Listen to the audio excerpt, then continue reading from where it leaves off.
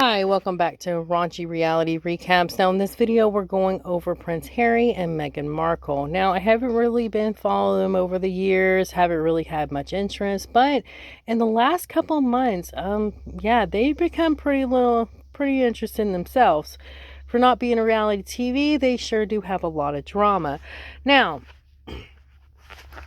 back in May of this year, apparently they were at an award show, and when leaving with Meghan's mom, they had a eventful night getting chased, as they say, by paparazzi.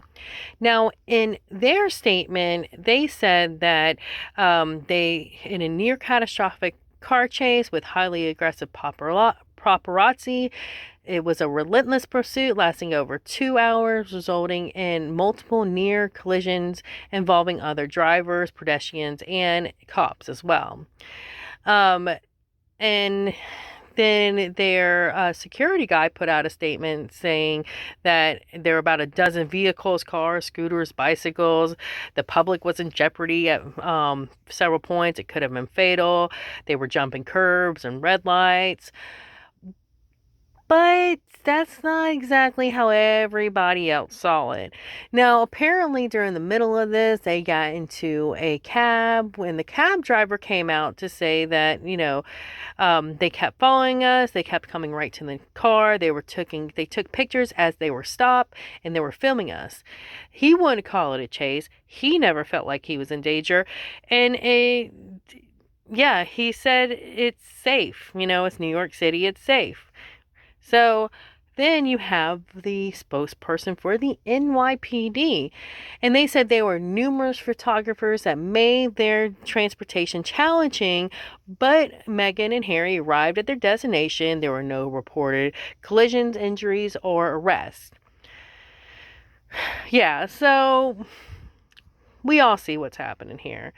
Now, it's just a little bit insane that we have Meghan and Harry, and they're in saying, this was catastrophic. They had like dozens of photographers. And then you have everybody else saying it's not that bad. Several different people from several different angles saying it wasn't that bad. You have the driver who has nothing in this game, so why would he lie? You have the NYPD spokesperson, which they seen some stuff, so if they thought it was crazy, they would have said something. And then also you have Backgrid, which was apparently the photography company agency that sent out those photographers. Now, they wanted to clarify that they received the photos and the videos of their 4 freelance photographers, 3 who were in cars and 1 who was riding a bicycle. And they said basically that they had no intention of causing distress. A few of the photos even show Meghan smiling in the cab. And it also seemed that Harry's security escort was driving in a manner that could be perceived as reckless. That vehicle was seen blocking off streets, and in one video is shown being pulled over by the police. So there you have it, people. You have 2 different stories. It's really ridiculous. And it just looks like they came over here to get privacy, but you're making it obvious that you don't want privacy. You wouldn't have put out this statement if you didn't want it to be so public, if you didn't want your name out there. And then also, not only that, Harry thought he could demand via letter to the Backgrid agency for the videos, films, photos, or whatever was shot that night. And of course, Backgrid was like, hey, dude, this is America. There ain't no kings over here you can relate to that can, get you a deal.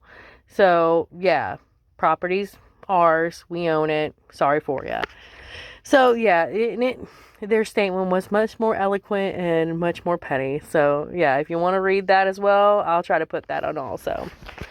Now, we get all done with that and everything. And then, apparently, this last couple weeks, it's been going a lot bad for Harry and Meghan. Now, apparently it started out where their Spotify deal that they did back into 2020 for $20 million, they have went their separate ways. Now, they put out a dual statement saying, they parted ways, whatever, trying to like smooth it over. But we all know Spotify dropped their behinds because apparently they were only putting out at $20 million. They could only find to put out 12 episodes of her Archetype podcast. And then come find out later on that half, or I don't know how many of those, but some of those podcast interviews were not done by Meghan. It was done by producer for the lesser known people that she was interviewing. And then Meghan's voice would edit it in there. So you're given that much money and you can't even do all the work. I mean, come on, people. Well, apparently it also came out today that a UTA CEO for the talent agency apparently had some words to say about Meghan and Harry. Now, he said, Zimmer told Semaphore during the Cannes Lions Advertising Festival that it turns out that Meghan Markle was not a great audio talent or necessarily a talent of any kind. Ooh, that's pretty bad. Just because you're famous at something doesn't make you great at something, which is true. We have all these famous people nowadays that all these talentless famous people that are put on pedestals, given all this free stuff, all these handouts, all these great deals, just because their name. You see it. I mean, it's ridiculous. We have it with influencers. We have it. I mean, even some actresses and actors, like, you're like, dude, who gave you this job? You're horrible at this job. Who gave it to you? So we do see a lot of people that are famous that have no talent whatsoever besides getting their name out there. Now, they do also have a $100 million deal that they did with Netflix back in 2021. A lot of stuff was coming out, like, maybe this won't go through, maybe it'll cancel just like Spotify. But apparently Netflix did come out recently and make a statement about them still staying with Harry and Meghan. Now, in the quote that the Netflix spokesperson said, they said that the bond with Archibald Productions is one we deeply value, and our exciting journey with them isn't ending anytime soon. So hopefully for their sake, they are able to keep that, are able to get some other ideas. But it does seem like they beat the whole, I'm going to tell about the whole ordeal with the royal family just too much. And that's all they had. From what it seems like a lot of these articles coming out is they don't have great ideas, or either they do have some great ideas, but they don't want to execute it. They don't want to spend the time, energy, or anything to execute it. They just want to pass it off to somebody. So, I mean, hopefully for them, they can keep the deal. Really, do I care? No. I mean, I didn't watch Harry and Meghan series either. Maybe I should go back and watch that.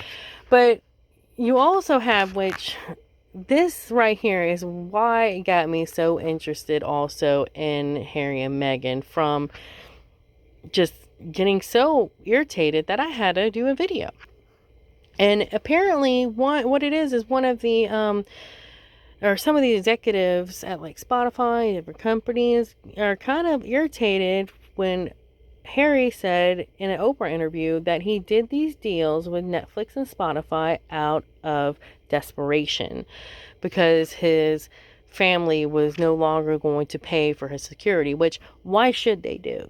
You literally said you don't want to be a part of it and you moved all the way to America. Like, literally, why should they pay for your stuff? And second of all, the fact that you're saying this was made out of desperation.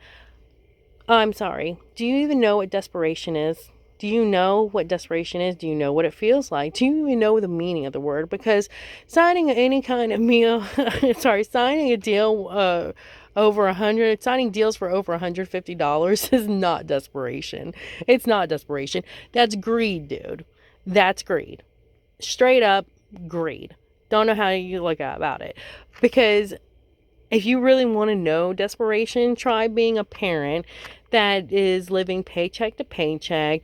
You don't know how you'll get your bills caught up, and you have to actually go out and steal a little meal just to get your kids fed for that night. That sounds like desperation.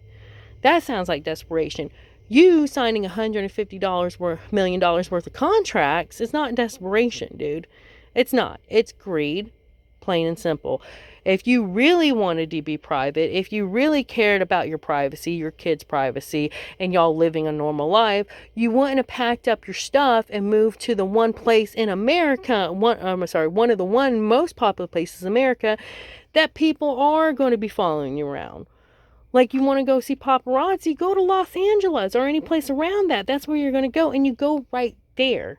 And you say you want your privacy. You say you want a normal life. You say you did it out of desperation for $150 million. But look at this house you're living in. You wouldn't need $150 million if you lived in your means. And your means ain't nothing right now because you're living off everybody else. Well, I'm sorry, you're living off your contracts you made and ain't providing for. So you got that. But yeah, that's what irritates me. The fact that he thought it was desperation to sign $150 million worth of contracts. It's greed. It's greed. You could have lived in, like, I don't know, Wyoming or someplace that doesn't have a lot of people. You wouldn't have had to really have security. You would have lived your private life, and we would have been happy. But you really wouldn't have been happy because you want to be in the news. You want to be famous. You want to hang out with famous people. You want the high life, but you don't want to work for that. So, sorry.